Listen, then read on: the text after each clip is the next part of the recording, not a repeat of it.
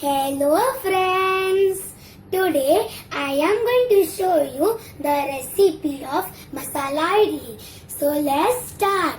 So the ingredients of my recipe are some idlis, oil, curry leaves, red chili powder, salt, mustard, some amchur powder, cumin seeds, chilies which are chopped, some sambar masala and some coriander leaves.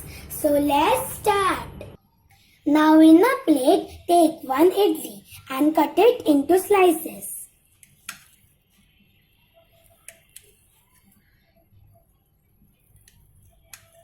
Similarly, I cut all the idlis and now we are going to go to the cooking process. Now take a pan and add 1 to 2 tablespoons of oil in it. Then add half tablespoon of mustard seeds. With that, half tablespoon of cumin seeds, some curry leaves and some chilies which are chopped. Mix them and cook them until they are aromatic. Everything is aromatic and now I am going to add different types of spices.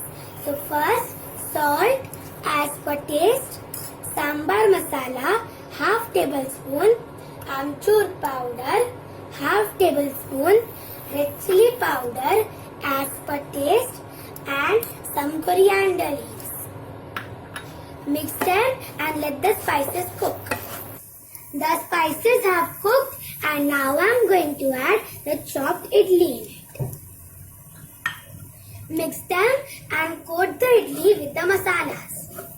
I coated all the idli pieces with the masala and now we are going to cook it until it is crispy.